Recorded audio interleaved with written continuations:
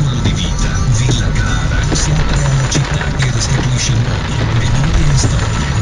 Il Dipartimento di Salute Mentale dell'ASL di Cagliari organizza Clara Libera, un ciclo di incontri di approfondimento culturale, artistico e scientifico aperti a tutti.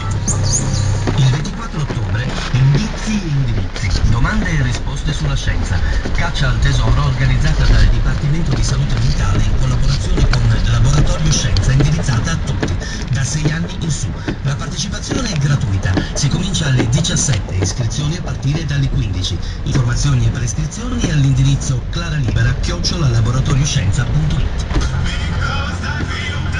Disponibilità e cortesia ti fornisce CD e DVD musicali di tutti i generi ed etichette. Parliamo del maltempo in apertura, nubifragi e alluvioni per i fortissimi temporali che da stanotte si stanno abbattendo sul Cagliaritano, fortissimi i disagi a Foggia dei Pini dove ha tracimato il Rio Cigere, alcune case sono allagate, gli abitanti hanno dovuto riparare sul tetto dove si attendono i soccorsi, ora è difficile a Capoterra che è praticamente isolata, numerose le cantine allagate e gli automobilisti bloccati dall'acqua con le loro macchine. In fortissima difficoltà sono però tutti i paesi del Cagliaritano, Segni, Muta, San Sperate, Elmas e Sesto. A Cagliari, mezza città in preda al blackout, le strade sono percorse da torrenti d'acqua e sulle principali strade d'accesso il traffico è fortemente rallentato, in particolare su Viale Marconi. L'ondata di maltempo era stata annunciata ieri da un avviso d'allerta della protezione civile.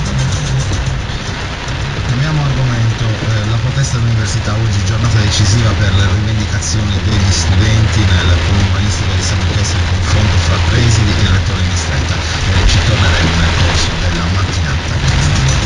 Finisce in tribunale la vendita dell'Hotel Mediterraneo, l'imprenditore Romano Fanti ha fatto causa a Gianfranco Anedda, consigliere del CSM, e per anni leader e deputato di AN, Pepetto Ballero, avvocato ed ex assessore regionale socialista.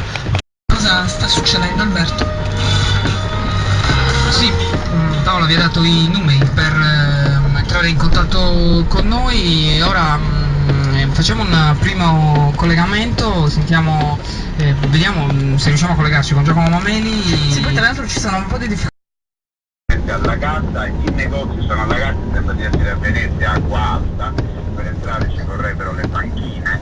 Ho visto le macchine all'altezza di Viale Trieste, nella zona degli assessorati, degli ex assessorati alla pubblica istruzione, le macchine coperte interamente d'acqua fino ai cofani.